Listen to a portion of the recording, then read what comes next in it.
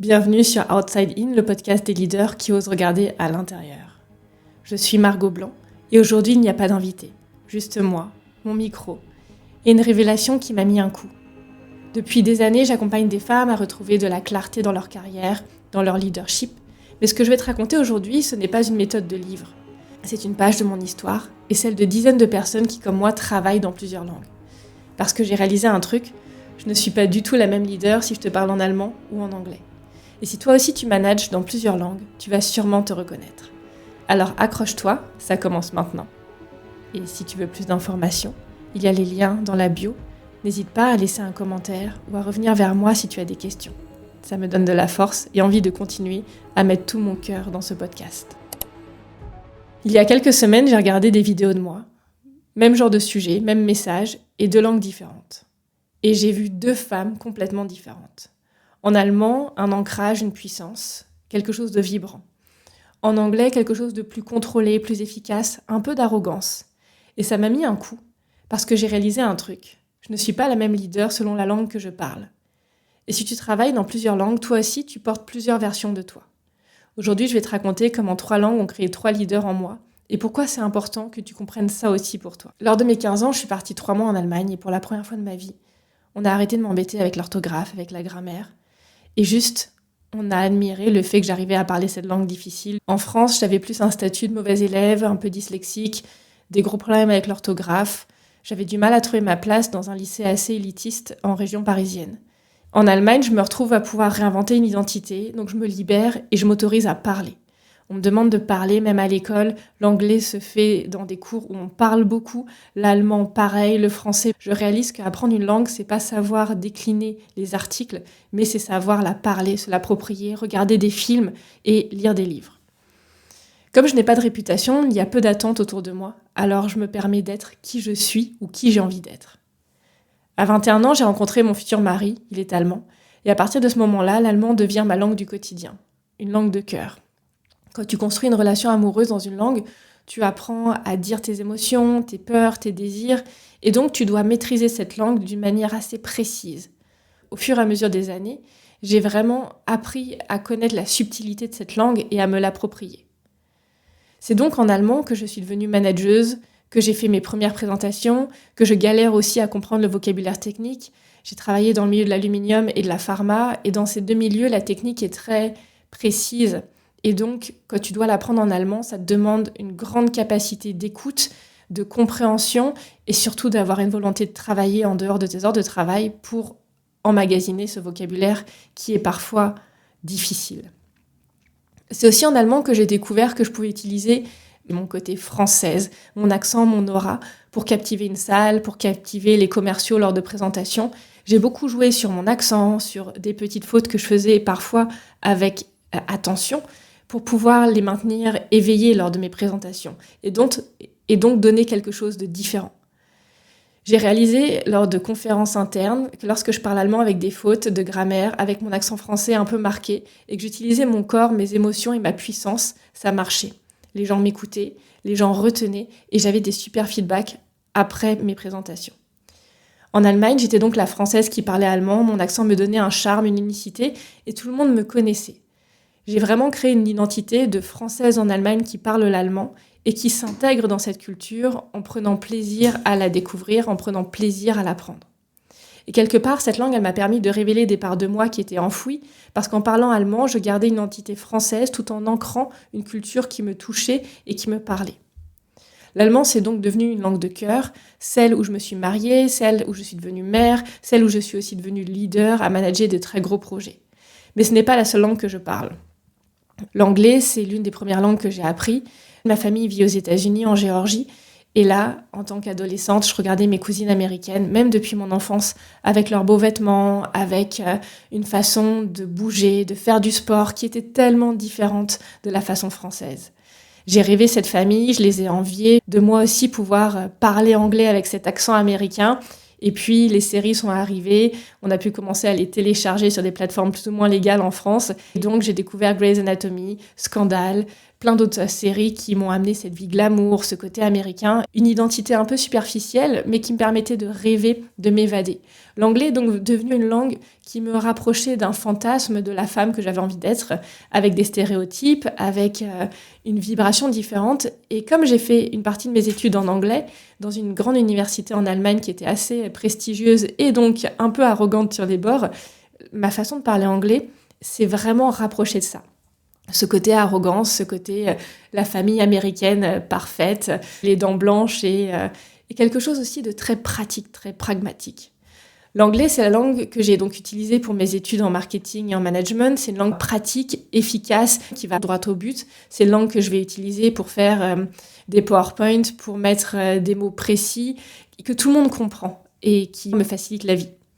C'est vraiment une langue que j'ai utilisée pour les présentations au niveau du board et pas juste une langue pour plaisanter, mais vraiment une langue pour être efficace.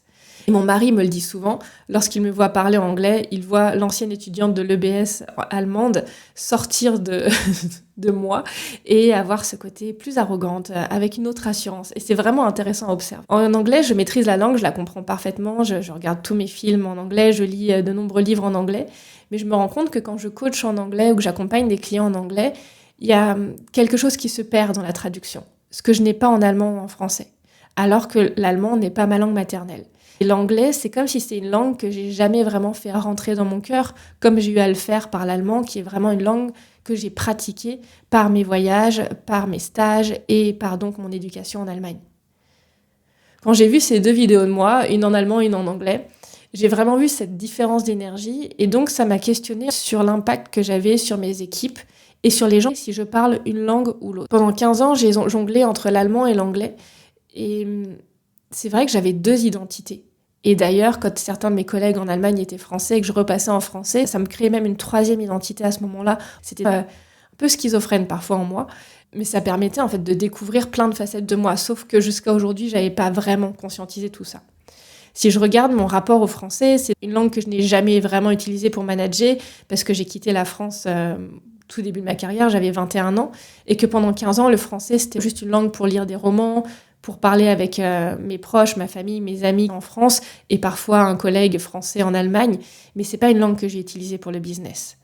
En juillet dernier, nous sommes venus vivre au Luxembourg, et pour la première fois, je me suis retrouvée à créer un business avec une Margot en français. Et là, je me suis redécouverte, et j'ai vraiment découvert que l'allemand était devenu ma langue presque préférée pour agir, pour avancer, tellement je m'étais construit une identité de la Margot en allemand. Et comme je porte 15 ans d'expérience en allemand en moi, il y a une part de moi qui s'est vraiment demandé comment être française et comment avancer dans ce nouveau business avec mes nouveaux clients en parlant donc ma langue maternelle, ce qui devrait sembler logique. Dans ma tête, j'ai un mélange de 3 langues en permanence et donc le français a besoin d'être réapproprié et surtout réussir à avoir quelque chose de sain avec le français et qui me ressemble. Et donc, quand je fais mon podcast en français, je réalise que je sens mon cœur super ouvert. Parfois, mon cerveau bug et veut mettre des mots en allemand et encore les mots en anglais, ça peut passer, mais les mots en allemand, je me dis que ça passera pas très bien. Et c'est comme si le français apportait quelque chose avec la vibration de ma voix, une conscience des mots, de mon ton de voix, que je réalise avoir aussi eu en allemand. Le français, c'est donc la langue où j'arrive doucement à réunir cette posture de l'allemande, de l'anglaise, et à réapprendre à avancer en redéfinissant l'impact que j'ai envie d'avoir. Aujourd'hui, j'ai donc la chance de comprendre qui je suis dans chaque langue.